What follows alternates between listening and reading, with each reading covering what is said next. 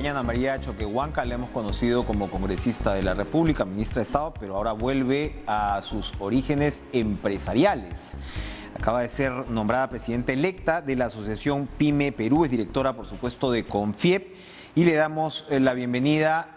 Bueno, en estas circunstancias, ser presidenta electa de la Asociación de Pymes, Ana María, es de todas maneras una tarea compleja la que tiene usted por delante y entiendo yo además con preocupación por el anuncio del ministro de Trabajo relacionado con el pago de las ETS. Él ha dicho que ya no se va a volver a extender la flexibilidad al pago de las ETS, así que usted se monta en un caballo bravo. Buenas noches, ¿cómo está? Felicitaciones. Buenas noches, Enrique. Muchísimas gracias por la apertura. Bueno, en realidad sí, es una misión difícil, pero no imposible. Creo que sobre todo durante esta pandemia, que aún la tenemos, hay muchas autoridades, inclusive piensan que esto ya pasó, esto sigue y no sabemos qué más sigue, de pronto hay un rebrote, en fin. Pero sí, si me refiero a lo que ha manifestado el ministro Palacios, el ministro de Trabajo, yo pienso que ahí el tema no es que como ministro retrocedo, sino el tema es como ministro escucho. ¿Y escucho a quién? Escucho a los afectados, escucho a los interesados, escucho a quienes debe beneficiar el Estado. Y en esta etapa tan difícil en la que atravesamos, son las pymes las que tienen la mayor carga. Y no hablemos solo de la pyme, hablemos de la empresa en general. Pero yo en esta oportunidad me quiero referir a las pymes, a las micro y pequeñas empresas. Uno de los sustentos para sostener que no va a haber una postergación del pago de las ETS, sino que debe hacerse ahora, es de que la mayoría de microempresas están dentro del régimen especial laboral. Probablemente sí, probablemente no. El señor ministro tiene que empezar a hacer una estadística de en qué situación se encuentran las pymes, porque recordemos que el 98% de unidades productivas y de servicios en el país somos las pymes. Entonces ahí tenemos que tener una mirada mucho más abierta, una mirada que nos permita también poder poner en segmentos a las empresas. La micro tiene una problemática, la pequeña tiene otra, y si bien es cierto hay un régimen donde las pequeñas probablemente también solamente tengan que pagar la mitad de las ETS, ese no es el tema. El tema es que este es un momento muy difícil, el tema es que en este momento necesitamos ingresos para reactivar a las pequeñas empresas. Y esto no pasa por abrir las puertas. La reactivación, señor ministro, no es abrir las puertas de los establecimientos, de las empresas, y ahí ya estoy reactivada. La reactivación consiste en que el mercado pueda volver a aperturarse para cada una de ellas, en recuperar ese mercado, en poder tener una pequeña rentabilidad que permita seguir, que permita dar ese salto para lo que signifique una reactivación real, Enrique. Quizá el ministro, me pongo en sus zapatos, no sé en realidad el razonamiento, porque lo que él ha señalado es que no hay sustento para extender esta flexibilización de la suspensión del pago de las CTS. Y claro, me imagino que hay un criterio que tiene que ver con los apoyos que han venido por parte del Estado en términos de las garantías de Reactiva Perú. Entonces decir, oigan, ya no se le puede seguir recortando a los trabajadores ese derecho. Lo que ustedes estarían proponiendo en todo caso es analizar los casos de manera particular por sectores.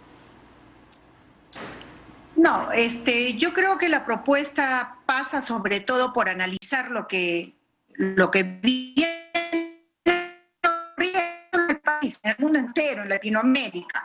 Los rankings internacionales sitúan al Perú entre los países donde la formalidad laboral está entre las más bajas.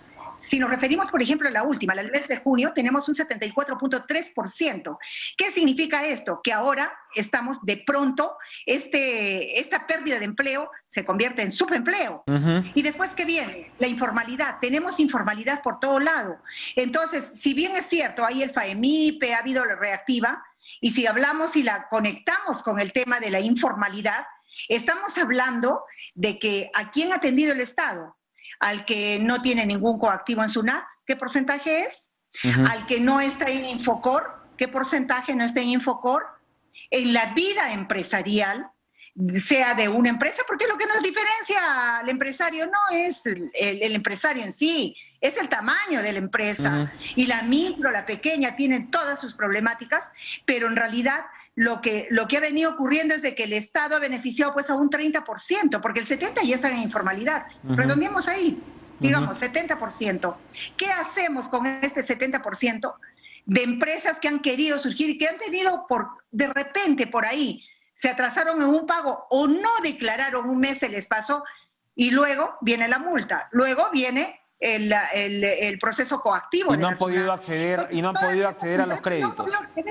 No han podido acceder. Y el Estado se ha preguntado por qué no accedieron, cómo hacemos que estas sí son las que realmente necesitan y no las que sacaron 10 millones, empresas educativas. No tengo nada contra los sectores, mejor ni me refiero a ninguno, pero sí hay empresas que sacaron teniendo y pudiendo haber podido sostenerse con los recursos que tenían. Yo no quiero entrar a ese detalle. Bien, ¿cuáles son? Al detalle al que quiero entrar es al de los trabajadores. Y hay algo muy importante, Enrique, que esta CTS no es para el disfrute de los trabajadores, no es para que ellos lo puedan tener, ellos puedan disponer, no es disponibilidad inmediata. Esto va a los bancos, o sea, el gobierno dice, tú deposita, y entre paréntesis yo diría, el gobierno no confía en las empresas, porque dice mejor que lo depositen ahora para que el trabajador tenga su CTS segura, depositada en un banco. Pero ¿por qué? Porque yo no sé si las empresas se puedan reactivar o no. Oiga, el Estado tiene que confiar en las empresas, tiene que ser un aliado estratégico, tiene que arriesgar junto a las empresas. Entonces yo sí pienso que a mayo las empresas sí vamos a lograr una verdadera reactivación. ¿Quién duda eso? ¿Lo duda el Estado? Entonces el ministro tiene que cambiar ahí la fundamentación. Es cierto, porque claro, por ese lado la CTS, el concepto de la CTS es protegerte cuando pierdes tu empleo. Aquí la idea es que los trabajadores no pierdan el empleo, es decir, que las empresas no quiebren, ¿verdad? ¿No? Entonces eso sería un criterio mucho a tomar en cuenta. Para ir cambiando de tema y redondeando, usted por supuesto ahora está desde este lado de la ventanilla, pero en los últimos años he estado del otro complicado lado de la ventanilla, del lado político. Recordamos, ahora conversábamos con Pedro Cateriano sobre el caso de Kuczynski, haciendo memoria, usted fue muy cercana a Pedro Pablo Kuczynski y ahora estamos en la situación en la que estamos. ¿Cuál es su opinión al respecto de lo que se va a vivir el lunes? Y usted está entre las que se cuenta que una posible moción de vacancia tendría un impacto desestabilizador económico, ¿o está entre quienes dicen que no pasaría mayor cosa? Bueno, como usted lo ha referido, y yo pasé por 2 procesos de vacancia que tuvo el presidente Kuczynski, en la segunda, bueno, tuvo que renunciar. A él no se le dio la oportunidad de que pudiera esperar a terminar su periodo para ello. Pero esto no significa, por ejemplo, que nosotros estemos de acuerdo con que se desestabilice nada. O sea, hay que hacer lo que hay que hacer. El Poder Judicial tiene que hacer su trabajo. La pregunta del millón en este momento es si lo debe hacer ahora o lo debe hacer después, ¿no es cierto? Entonces, lo que nosotros pedimos como ciudadanos, porque ahora yo estoy en la otra orilla, y como ciudadana pido, creo que con el derecho que nos asiste, de que el Congreso tenga un comportamiento a la altura de. Criticaron mucho al Congreso anterior del que yo fui parte, y se nos metió en el saco a todos. Pero hoy por hoy vemos que el Congreso pues toma a veces unas decisiones que no van acorde con lo que estamos viviendo. Señores congresistas, estamos atravesando una pandemia muy fuerte. O sea, en este momento nosotros lo que tenemos que hacer pues hay que hacer lo que hay que hacer con responsabilidad, con criterio y constitucional. Nada más. Eso es todo lo que hay que hacer.